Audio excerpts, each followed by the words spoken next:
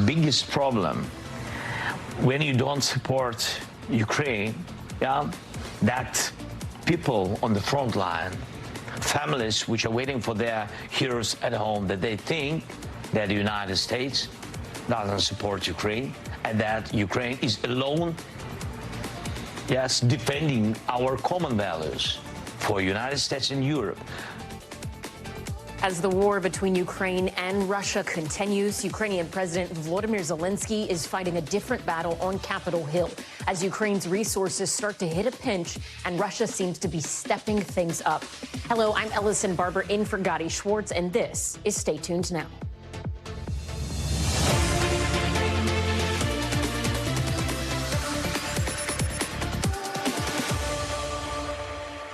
Bottom line here, Zelensky says he needs more military aid for his country. The problem? He's yet to persuade Republicans on Capitol Hill that this is the case. For President Biden, on the other hand, he did not seem to need a whole lot of convincing. In fact, after he met with President Zelensky, he seemed to suggest that without additional U.S. assistance, the war in Ukraine could turn even more brutal. Putin is banking on the United States failing to deliver for Ukraine. We must prove him wrong. Some Republicans are a harder sell. Many of them are saying no more money for Ukraine unless there's a deal on the U.S.-Mexico border and immigration reform. We needed clarity on what we're doing in Ukraine and how we'll have proper oversight of the spending of precious taxpayer dollars of the American citizens, and we needed a transformative change at the border. Thus far, we've gotten neither. That Republican sticking point complicates things for Ukraine. While the White House has signaled it is open to some policy changes, Democrats in both the House and Senate have so far rejected a deal on immigration reform. Biden's request is for more than $60 billion in additional aid to Ukraine, with more than $13 billion for weapons built in the U.S. to rearm Ukraine. The U.S. Congress has already approved $111 billion in aid to Ukraine since Russia's full-scale invasion began in February of 2022. NBC News senior White House correspondent Gabe Gutierrez joins me now from the White House at the North Lawn there. Gabe, what was the overall message from both President Biden and Ukrainian President Zelensky? Well, hi there, Ellison. Well, it was a message of unity. President Zelensky coming here to Washington, his third visit since the war began, but he got a different reception here from lawmakers than he did during his first wartime visit, of course. Back then, he got basically a hero's welcome, and now he is running across a lot of skepticism from some Republicans, as you mentioned, about funding for Ukraine and whether it's an open-ended commitment. Some Republicans saying they want more of an accounting for how that money is being spent. But today, President Zelensky and President Biden tried to emphasize the gains that Ukraine has had since the war began, that it's won back more than 50% of Russian-occupied territory. Again, that's since the war began. But critics say the latest counteroffensive that Ukraine undertook has mostly fizzled, and there have been no major clawbacks of territory. And so there are a lot of questions about what the strategy here is. Here, take a listen to what some of what President Zelensky and President Biden had to say just earlier today. It's very important that by the end of this year, we can send very strong signal of our unity to the aggressor and the unity of Ukraine, America, Europe, the entire free world. Compromise is how democracy works, and I'm ready and offered compromise already. Holding Ukraine funding hostage in the attempt to force through an extreme Republican partisan agenda on the border is not how it works. Allison, there are also mounting questions about where this war goes from here. And in the last several days, several Republicans have asked whether Ukraine might be willing to cede some territory if that meant this war could come to a close. Today, President Zelensky was asked directly about that, and he called it an insane idea. Allison? Gabe, Zelensky also met with several lawmakers today, lawmakers from both sides of the aisle. Let's listen to a little of what some of them had to say about their meeting with him, and then we'll talk after. Look, I think he laid out the case as well as he could. I think he was honest about the fact that they have some strategic problems and some issues they have to solve. So I appreciated it. I don't think it changed the nature of the conversation here in Washington. President Zelensky made it so clear how he needs help.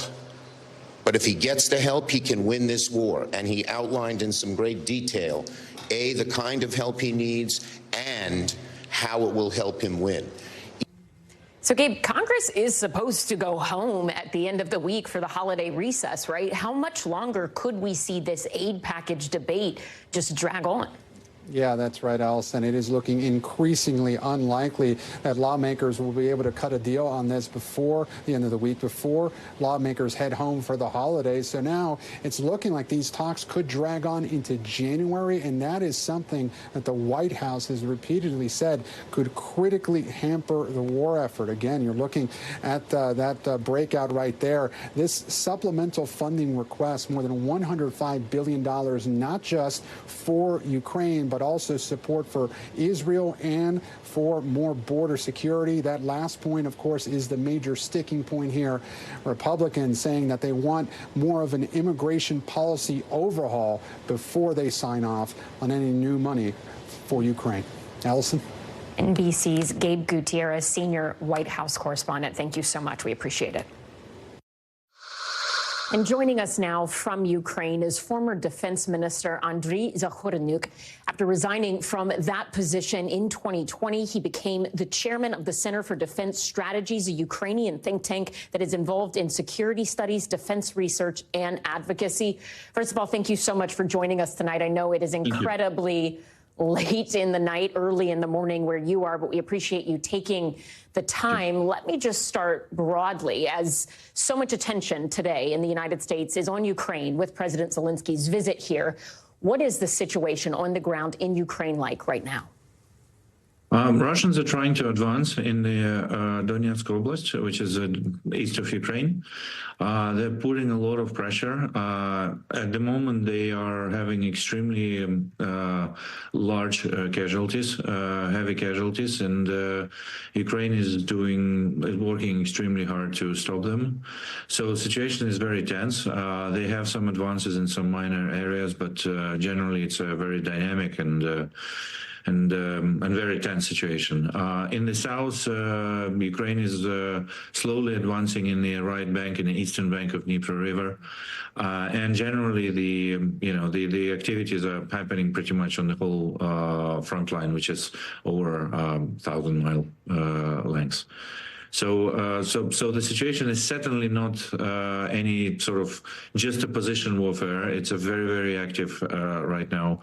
And of course, that's why Ukraine is raising over and over again the question about the assistance and military help and so on. You know, a lot of Western allies, they were hoping that Ukraine would have more territorial gains when the counteroffensive was launched in the summer. That didn't happen quite to the level that a lot of people in terms of Western allies were hoping to see. I have heard this term thrown around where people say this could become a frozen conflict or a frozen war. Do you think that that is what's happening here? And what, in your opinion, would it take to make sure this is something where Ukraine is able to do what President Zelensky has said is the goal since this started, which is to reestablish Ukraine's borders that existed in 1991, including taking back Crimea? Yeah, so first of all, of course, we need to take back the territories which Russians took after the February 24th, 2023. But even that is, of course, quite difficult at the moment. And indeed, the territorial gains during 2023 were less than expected. But we need to understand why. First of all, let's remember that every long war have periods of time when there are adaptations, and then when the strategic plans, operational plans are not exactly working. And this is because of the changes in the battlefield, and this is because of the rearmament and the different, adaptations and adjustments of sides to the conflict, and they're finding creative ways to sustain their fight. So Russians, for example, they deployed a lot of mines.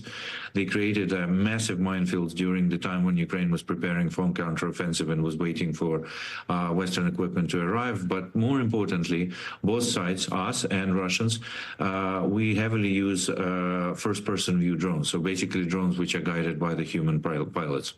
And these technologies are completely changing the situation in the field. And they're basically changing generally the whole approach to the war. They make all doctrines irrelevant and so on.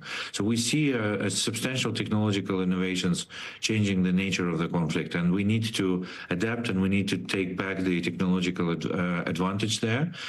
And as we do that, then we're able to take back the territory. So it's certainly not the end of the story, and it's certainly not going to be a frozen conflict. Russia is not planning to stop this war. Unfortunately, Russia is not planning to pause. They are planning to advance, and as soon as they feel any weakness from the side either of our allies or anywhere else, they still keep pushing on. So unfortunately, again, Russia has not changed their strategic goal, which is to destroy Ukraine. They're failing with this goal, but they're still there. I mean, they're still trying to do that, and that's why this conflict is not going to stop, sadly, and we need to be very sober about that. We need to understand that, and we need to do our job and basically to finish the war with a military victory. When you look at President Zelensky's visit to Washington, D.C., to Capitol Hill with President Joe Biden and also with senators and congresspeople on the Hill, do you think that he will be leaving this country thinking that those meetings went well? Are you confident that particularly those Republican senators who have expressed some hesitation about approving larger aid packages, are you confident that Ukraine will still have the support of President Biden and the U.S. Congress as they continue this fight? I think President will leave understanding that he delivered the message. He raised the Ukrainian topic again in the profile, at least for some period of time. But we clearly see that, again, the internal U.S. politics are, playing a substantial role in the decision-making right now as we speak. And that's sad to see, to be honest, because we're talking about human lives, both military and civilians. But what we see right now is that Ukraine became a subject of the internal political process. And we clearly have a majority in both parties actively supporting Ukraine during all this period of time. But right now, there is a disagreement, perhaps prior to the elections or whatever, between the parties in the United States, and some of the politicians are using Ukrainian topic as a sort of a leverage, and we understand that there is a political process and so on. It's just like they need to remember that every day or months of delayed assistance, that's somebody's lives on stake, and people are actually expecting this, not because we actually fighting the very, very dangerous enemy here. And and the fact that some politicians don't realize that, that's quite concerning, I have to say. All right. Andriy Zahoranuk, thank you so much for your time. We hope you will join us again. We appreciate it. Thank you. Former Defense Minister of Ukraine. Thank you. Thank you. As the death toll in Gaza nears 18,000, President Joe Biden appears to be drawing a line in the sand with Israel. Today, while speaking at a fundraiser in D.C., Biden said this, quote, Israel's security can rest on the United States, but right now Israel has more than the United States. It has the European Union, it has Europe, it has most of the world supporting it, but they're starting to lose that support by the indiscriminate bombing that takes place. The comments come as airstrikes once again rain down on the southern city of Rafah.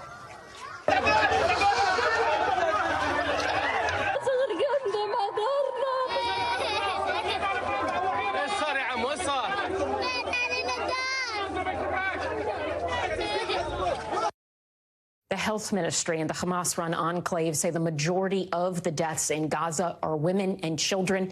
In fact, humanitarian groups say more than 7,500 children have died in this war so far. That's more than all of the global conflicts combined from last year. We want to give you a warning. Some of the images that we are about to show you, they are disturbing, but we're showing them because this is the reality in southern Gaza. This is the reality in Rafah. Nurses there writing the identification of deceased children on their bodies to try and preserve their memories in the chaos. This little girl, Sidal, was killed after being hit in the head by shrapnel as she was sleeping.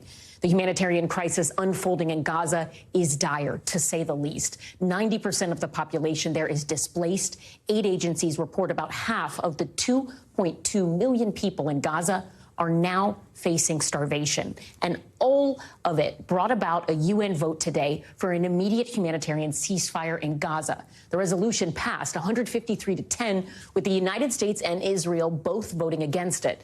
Joining us now is NBC News Now anchor and senior Washington correspondent Hallie Jackson. She joins us from Israel in Tel Aviv. Hallie, let's talk about this UN vote. This is the second vote in a matter of days, right?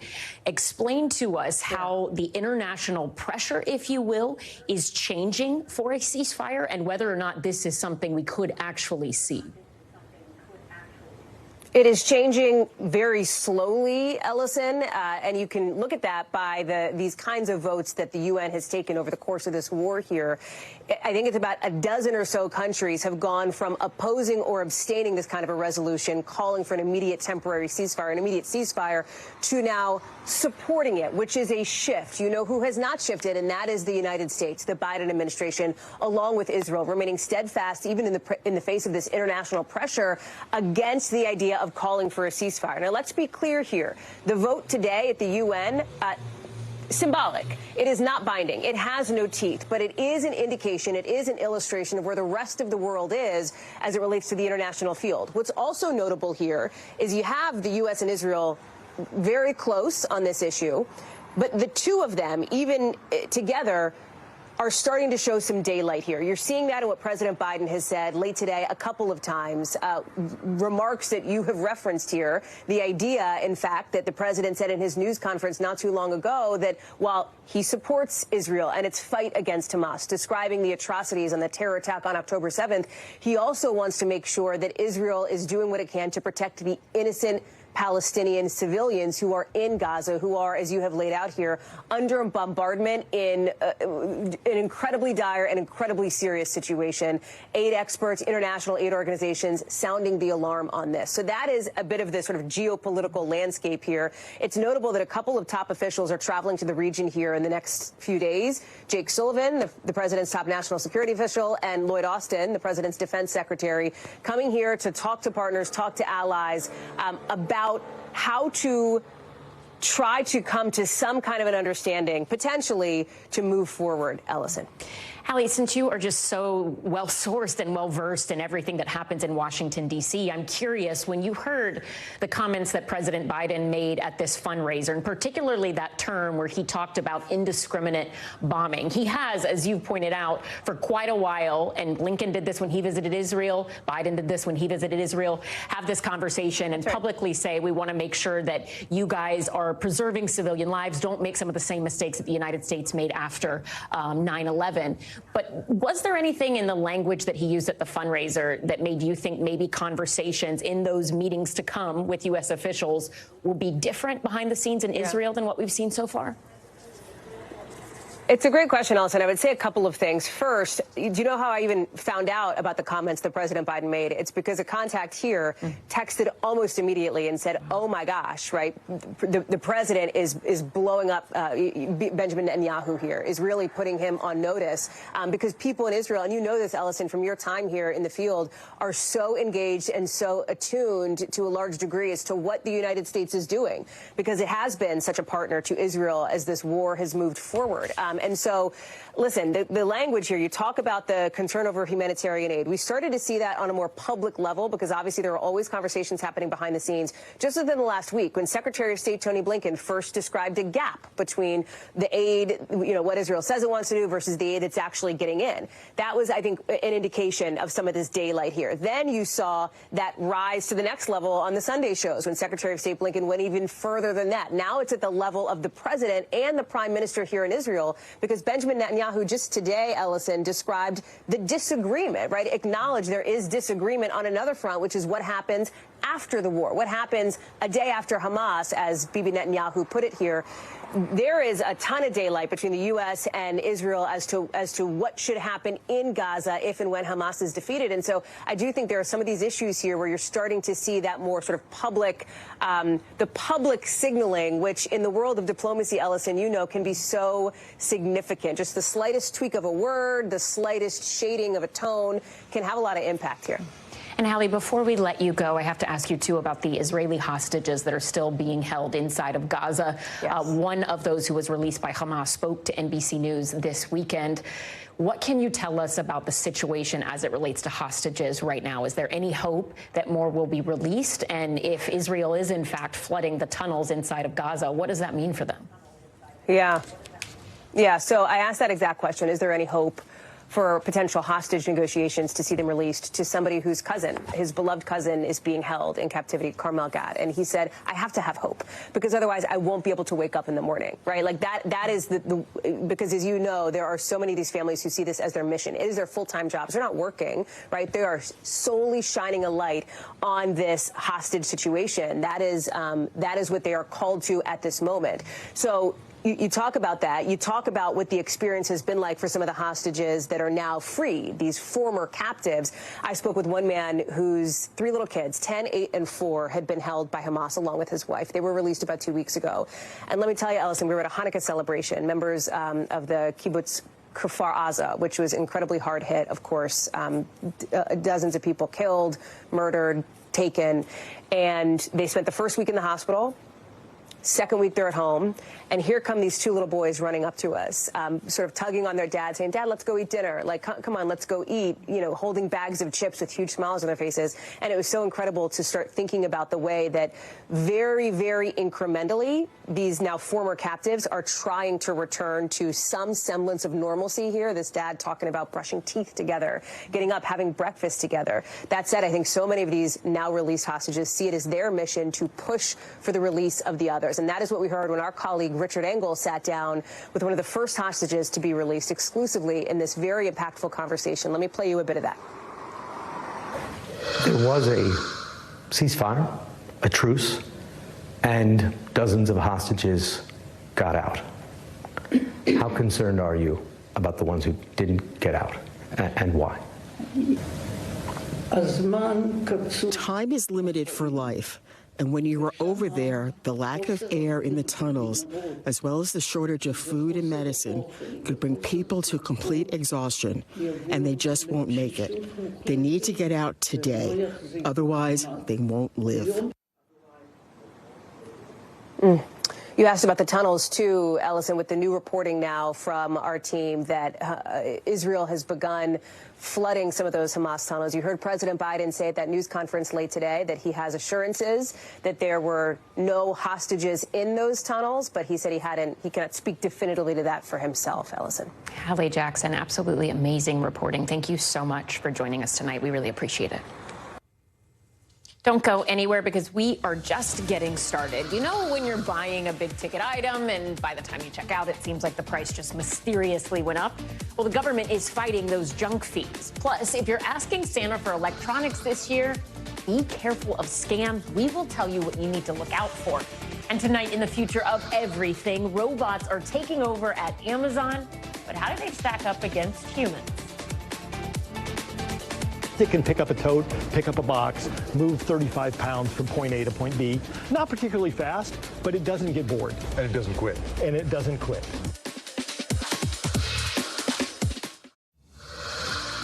Welcome back. Here are some of the other headlines we're watching tonight.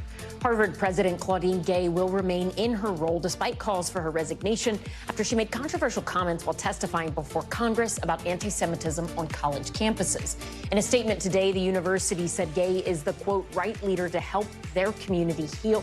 The announcement comes after UPenn President Liz McGill stepped down over the weekend. Today, a New York court agreed to allow the state to redraw its congressional map, throwing out one that arguably led to several Republican victories last year. It's a win for Democrats who hope to retake the House of Representatives next year. Republicans say they will challenge any map that violates the gerrymandering ban. And the powerful storm that hit Tennessee this weekend caused an electrical explosion so massive it sent a fireball into the air. A tornado tore through an electrical grid in Nashville, causing a transformer to explode. You can sort of see the sky turn bright orange there for a moment as just a ball of fire explodes. Amazingly, thankfully, no one was injured. But overall, 6 people did lose their lives during this storm. The trial for rapper Young Thug is on pause until early January after one of the co-defendants was stabbed in an Atlanta jail. 31-year-old Shannon Stillwell reportedly got into some sort of fight with another inmate and was stabbed multiple times. Local authorities say Stillwell is now in stable condition. A winning $44 million lottery ticket has officially gone unclaimed in Florida. The ticket was purchased in June, and the deadline to claim it was midnight last night. Since no one came forward, 80% of the money will go towards state education funds, and the rest will go toward future drawings. The Federal Trade Commission is rolling out new rules of the road. Mounting hidden costs at car dealerships have been giving hundreds of thousands of customers quite the headache. The FTC wants to put all of that to an end. The commission is now introducing a new cars rule in an effort to get rid of what they call junk fees and also scams. NBC's Tom Costello has more on the new regulation. It's a common complaint. Just when you're about to sign for that new car, it suddenly costs hundreds, even thousands of dollars more. Stacy Lupo says it happened to her while buying a car for her son. Somewhere between us signing on the computer and us waiting in the lobby and having the papers printed out, they added that $4,000. $4,000 for an extended warranty she specifically said she didn't want. I asked the questions if I was lied to. The Federal Trade Commission says it receives 100,000 similar bait and switch complaints each year. Customers charged for unwanted products, services, and hit with so-called junk fees. All too often, it's members of the military and active service members that are most targeted by these practices. To target the scams, the FTC has a new cars rule requiring dealers to provide a vehicle's actual price and cost, spelling out optional add-ons, and prohibiting dealers from adding bogus add-ons like duplicate warranties, oil changes on EVs, or unwanted subscriptions. This rule is really designed to create some honesty and fair rules of the road so that Americans can buy cars without worrying that they're going to be tricked or scammed. The National Automobile Dealers Association says the regulation is heavy-handed bureaucratic overreach and redundancy at its worst that will needlessly lengthen the car sales process by forcing new layers of disclosures. As for Stacy Lupo, will you ever go back to that dealership? Oh, no. No, never, ever, never. It's an awful, awful feeling to be taken advantage of like that. The government's new cars rule will take effect in July, potentially saving customers more than $3 billion a year. But as always, buyers should read the fine print. Tom Costello, thank you. Coming up, you might be buying electronics as gifts this holiday, but beware, there are a lot of fakes out there. What you need to know when buying tech. But first, you gotta see this. They say cats always land on their feet, and after seeing this footage, we would agree. Coco the cat was getting rescued from the top of a telephone pole in Newfoundland when he jumped and stuck the landing. According to his owner, Coco is unharmed and doing just fine. We will be right back.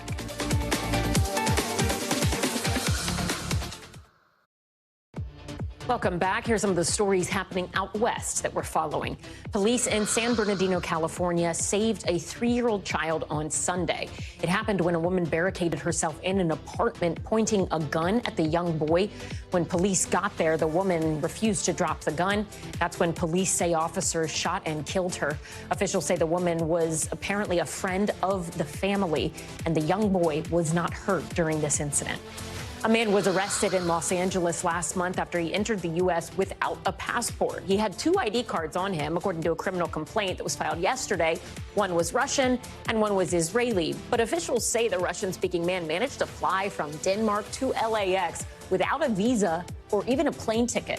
The suspect said he was confused and hadn't slept for 3 days. The U.S. officials say he gave false information about his travels when he got to LAX. He's now accused of being a stowaway that could land him in jail for up to 5 years.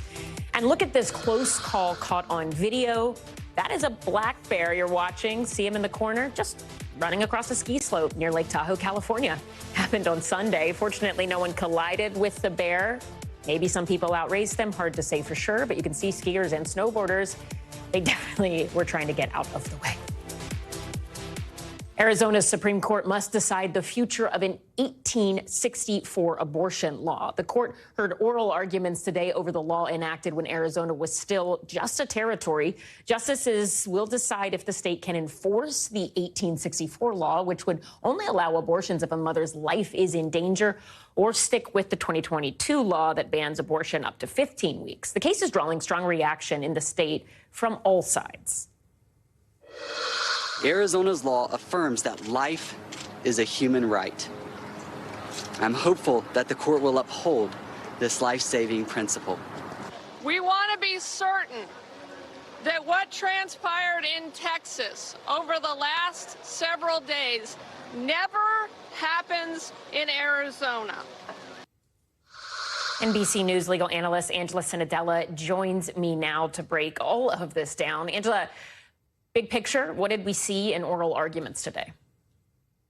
We saw on one side the Alliance Defending Freedom, which is the anti-abortion group, arguing that this old law from the 1800s should still govern because it was never officially repealed or replaced in 2022, and that if the legislature had meant to repeal or replace, they would have done so officially. Now, on the other side, we had Planned Parenthood arguing the opposite, that quite obviously the legislature did not mean for a rule from the 1800s to govern women's reproductive rights today. Now, the justices seemed most skeptical of the Alliance Defending Freedom, asking the primary question of, well, if the legislature didn't mean to repeal this, why even pass the new law at all? So, Angela, this law from 1864, last year, a judge did rule that it could stay on the books if it, quote unquote, harmonized with the 2022 law. What does that mean? And when we're looking at these abortion debates and legal challenges playing out in a number of states, how rare is it to see a law from the 1800s being kind of at the heart of some of the back and forth? Ellison, it's extremely rare. And also, this harmonization really happened off of a technicality. So the original ruling from 1800 was, or the original intention there was that any single person who committed an abortion could be prosecuted with a mandatory jail time. Now, in 2022, the law that was passed specified doctors. So what the original appeals court ruled was that there's a difference here, that now doctors will be exempt for abortions they perform up till 15 weeks, yet anybody else who is not a doctor who is performing an abortion could still be criminalized and could still be prosecuted. So that is how that harmony was created. But as you can imagine, it's very confusing, and thus why the state Supreme Court is stepping in, and we hope for some clarity. So when we are looking at this case, what do we expect in terms of a possible outcome? Where does this go from here? And when we are watching what's happening in Texas, is this something where what happens in Arizona can impact what happens in Texas, or vice versa?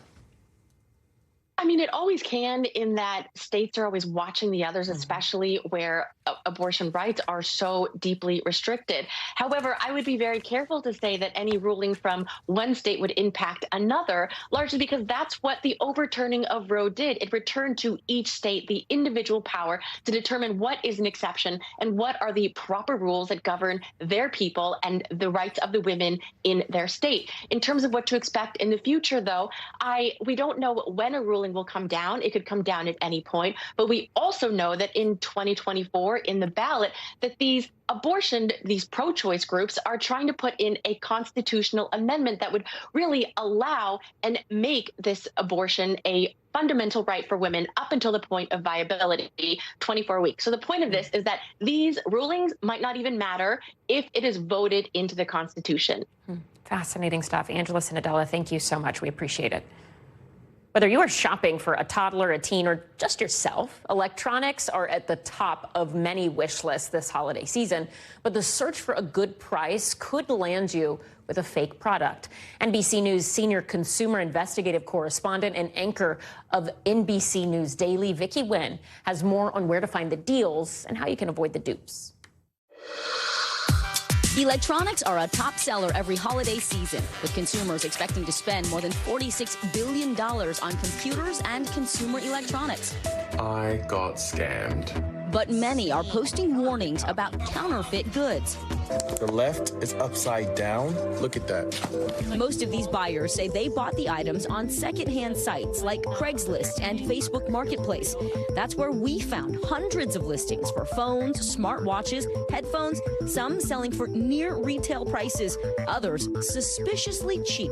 After seeing this ad offering new AirPods for about half the price, hey, our producer arranged a buy. So they're legit?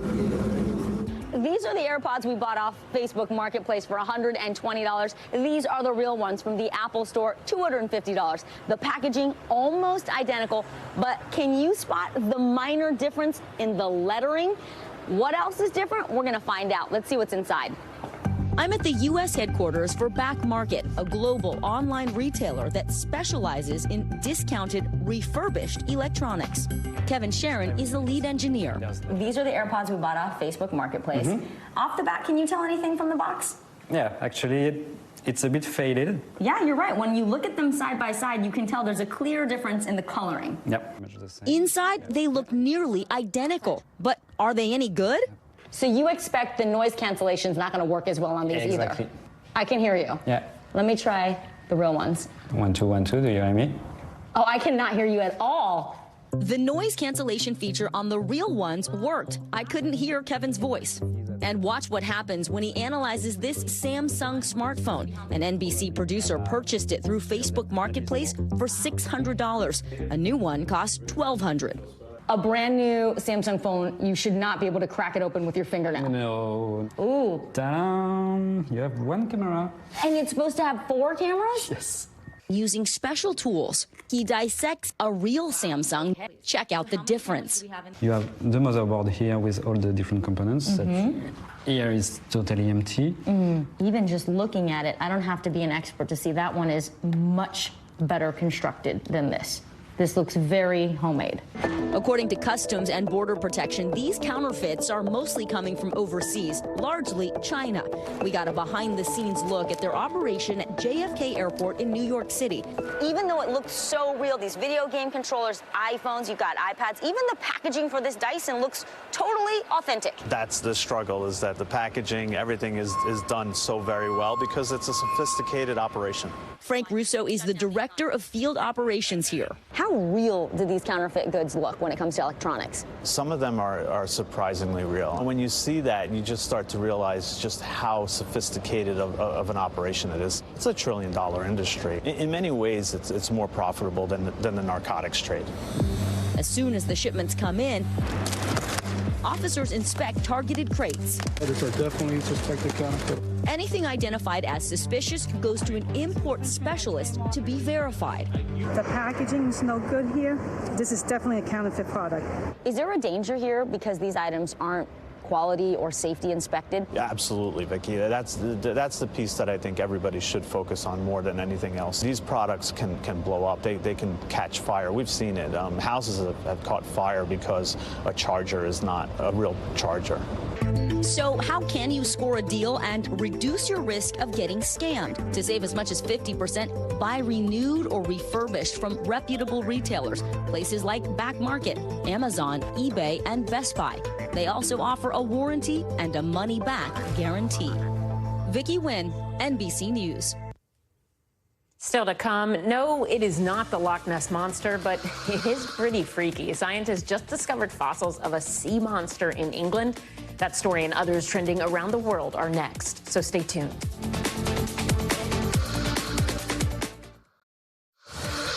Welcome back. Let's take a quick look around the world. Today, a far-right Polish lawmaker used a fire extinguisher to put out a menorah in parliament. He then took to the podium to say, quote, "Those who take part in acts of satanic worship should be ashamed." The lawmaker's name is Grzegorz Braun, and it happened during a Hanukkah ceremony. The Speaker of Parliament condemned the act. Many people have come out criticizing it, calling him anti-Semitic. And as far as officials in the parliament, they excluded Braun from the day's session. A Canadian man has been charged with 14 counts of murder after he allegedly helped people kill themselves by mailing them poison. In May, he was charged with 14 counts of aiding suicide. Police say he sent more than 1,200 packages containing a lethal substance to people in more than 40 countries. If found guilty, this man, he will likely go down as one of the worst mass murderers in Canadian history. Fossil hunters in England say they have discovered the skull of a prehistoric killing machine. Local paleontologists say it likely belongs to a pliosaur, a real-life sea monster that dates back to the Jurassic period, more than 100 million years ago. The skull is said to be nearly 7 feet long, hinting at a creature of about 50 feet. And the Turkish Soccer Federation has suspended all matches indefinitely after the president of a top-flight club punched a referee in the face. When the ref fell to the ground, some fans had also come onto the pitch, and that ref was then kicked repeatedly. This all happened after a game Monday night. The referee was hospitalized with a slight fracture near his eye. The club's president was arrested. One local journalist says he's not surprised by the attack. Turkish referees have increasingly become targets of threats and violence. Before we go, it is time for the future of everything. And robots, are they the future? Amazon sure thinks so. We will show you next, so stay tuned. A new era of automation is marching into warehouses around the globe. But this isn't science fiction anymore. It's the future of work. Amazon is leading the charge with its latest innovation, a robot that can lift things like humans, but work around the clock like we cannot. So could this be the dawn of a new era or dusk for human labor as we know it? NBC News technology correspondent Jake Ward takes a closer look. Before now, robots could only replace part of a human job, enough to make coffee or an omelet. But this is Digit, a robot its makers say is ready to do what human warehouse workers do. They can lift about 35 pounds. You know, the robot weighs about what a person would weigh. It can reach about the size of what a person can reach. You know, we're really going for that kind of like OSHA regulations and requirements for the robot. Agility Robotics is funded in part by Amazon, which is investing $1 billion in new industrial technologies. Amazon has already started testing Digit in its Seattle Robotics Research and Development Facility, potentially adding to the company's fleet of more than 750,000 robots. And the company's investors have big ambitions for them. The fact that it can enter places that were designed for humans and solve those challenges that exist without having to rebuild the environment for automation. And it doesn't quit. And it doesn't quit. They're about $250,000, so they're not inexpensive. But, you know, over just a few years, they're worth it. As of 2022, Amazon employed about 36% of warehouse workers in the U.S., a workforce that often complains about the injury risk of working to get packages to customers in 2 days or less, according to OSHA. Amazon says the safety of its employees is its top priority. I just really feel this is Amazon's attempt to focus their attention away from those of us that have been injured and are fighting to get medical care and fair wages and safer working conditions. I wish they would spend their money in just making it a safer place to work for the rest of us, you know, those of us that need jobs and need a paycheck, you know, rather than coming up with technology that could push some of us out the door. Digit, company backers say, changes the game for any logistics company. This robot doesn't need to go home and see his family, doesn't need health care benefits, doesn't need retraining when you change the process and how it works, and you don't have to worry about turnover and injuries and those types of things. So considering all those things, $250,000 is sort of a bargain. It kind of pays for itself if you think of it as 2 or 3 shifts. But what does it mean for workers if a robot does the job? I don't think we can expect the free market to ensure that those workers are going to land in good quality jobs. We are going to need some kind of intervention. It is often necessary for government to intervene, particularly with respect to job training. Employers very rarely take on the responsibility for training workers who are not going to remain in that employer's workplace. Agility is also planning to open RoboFab, a soon-to-be 70,000 square foot facility in Salem, Oregon, with the potential to pump out 10,000 bots a year. Right now, Digit is multi-purpose in that we come in and program the same robot with no changes to do a bunch of different workflows in a relatively constrained set of environments. But, you know, rapidly it's going to start doing more and more things in the world. NBC News tech correspondent Jake Ward joins me now on set. So, Jake, Fascinating, Yeah. crazy, Yep. maybe a little scary. I mean, it sounds like we're talking about not just using something to help humans do their jobs, but just replacing it entirely. Could this be a new normal on a large scale? I mean, this is the thing, right? As a tech correspondent for years, I've had companies tell me, well, this technology is for augmenting a human or making a human's job a little bit easier. In this case, it is truly, right, out and out there to replace a human worker. And there are times, when you hear people say, well, we're going to replace, let's say I've visited, for instance, a recycling facility where they want to replace the workers there who have to work in a very loud, very dangerous, very smelly environment for minimum wage. That's a job where you could maybe argue that someone doesn't want that job. But Amazon warehouse workers, that's one of the largest employers in America. People really go for that job. And so, we're really, I think, at this sort of historic turning point where suddenly it's no longer the case of when could technology replace a set of jobs, but this is truly something that's built to do that. So what would that mean for society? And what conversation should we be having in a capitalist society where the industry trade is controlled by private owners for profit? What does this mean for the little guy? Right. I mean, it is literally Economics 101 gets torn in half when suddenly you have to think about evaluating human beings and our worth as something more than just our productivity, our ability to carry a 35-pound object and put it up on a shelf, right? That used to be how you got paid. Now, if another thing can do that, you don't get paid for that anymore. I don't know that we have an answer in Western society for what that is. And that's why, of course, you have that former Biden labor advisor there saying government intervention may be necessary. He's talking about doing it for job training, but, we may have to do it for just the whole equation of what you and I are worth in a society where robots can do the jobs for us. Fascinating stuff. So much to watch in the months and years to come. Jake Ward, thank you. Now it is time for the future of space. And the wait, it continues. SpaceX's classified U.S. military mission is taking another rain check, pushing the launch to tomorrow at the earliest. At the same time, China is blasting off rockets at a furious pace.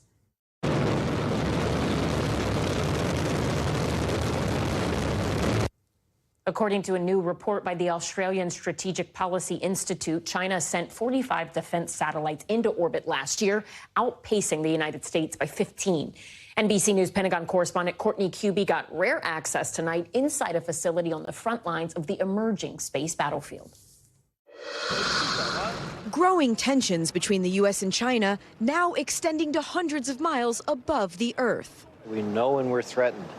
We need to be able to counter the threat. To get an inside look at some of the latest American technology to counter the Chinese threat, we went to United Launch Alliance's factory in Alabama, working on defenses against things like Chinese satellites that can use robotic arms to drag other satellites out of orbit, meaning China could disable critical American communication satellites. They were actually able to grab a hold of one of their defunct GPS or Beta satellites. What is the concern about them having that kind of capability in space? Anything that can interact with a spacecraft for servicing is inherently capable of interacting with the spacecraft to harm it or to gather intelligence from it.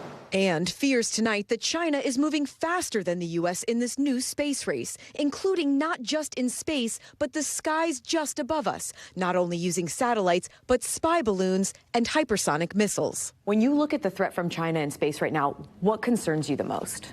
We seem to be asleep at the switch. Dean Chang is an expert on China's space program, which has more than doubled in the past 5 years. Do you think that China militarily is ahead of the U.S. in space? I think the Chinese are giving us a real good run for the money. He says another potential Chinese threat to the U.S. from space includes a cyber attack that allows China to remotely take control of an American satellite. You could say to the satellite, deorbit, come crashing down, and there goes $1 billion payload crashing into the Pacific. Or disrupt American missile defense systems. The really scary one, of course, is if you could spoof missile early warning systems so that they don't report a missile launch. That's the ultimate nightmare. U.S. officials tell NBC News China can already do both. And China successfully launched its own refueler a few weeks ago, which enables China to keep its satellites in orbit longer. In the meantime, the U.S. may still be months away from the same technology.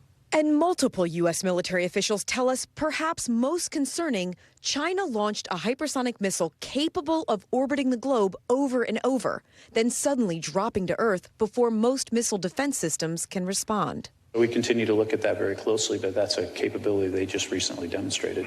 A possible defense, lasers. You can't outmaneuver the speed of light laser. Retired NASA astronaut and former captain on board the International Space Station, Leroy Chiao, is back with us tonight. So, Leroy, after leaving NASA, I understand you went to China. You have seen their space facilities. What are your thoughts on the modern space race and the classified nature of missions like the SpaceX launch, which is now scheduled for tomorrow? Well, sure. Well, I can only comment in general because I don't know anything other than what's in the public domain. But certainly my impression of their capabilities over the years of having visited their astronaut space center, met their astronauts and some of their senior officials is that they're very serious about their programs, and they are definitely on the move. You know, slow, steady pace over the last 15, 20 years. And as far as military space, I really don't know much about that, but I would imagine they have been keeping pace with that as well. So China is clearly in the space to, in space exploration to stay, and also in space military capability. So the Webb telescope, this is on a slightly different note, but it's been sending back some mind-blowing views all year. I want people to see this because it's just so crazy. The latest is an exploding star, right? Can you explain to us what we are actually seeing in these images? They're just mesmerizing. Sure, absolutely. You're looking at one image is the Crab Nebula, and the other one is a different kind of a nebula, but they're both, as you said, exploding stars. The James Webb Space Telescope is just a superb instrument. It's been delayed. It was delayed for many years and cost a bit more than was originally planned, but it is delivering. It is working absolutely spectacularly. It features an infrared sensor that has to be cooled to very low temperatures, and that's what allows it to see much more farther and much clearer than the previous telescopes. And so we're able to see these fantastic images that you're showing and collect a bevy of scientific data. Really fascinating stuff. It's seeing almost to the edge of the Big Bang, the very beginning of the singularity, the so-called Big Bang, if you subscribe to that theory. That is amazing stuff, Leroy Chiao. Thank you so much. We appreciate it, and thank you at home for watching. I'm Ellison Barber. We will see you tomorrow, but until then, stay tuned now. Thanks for watching. Stay updated about breaking news and top stories on the NBC News app or follow us on social media.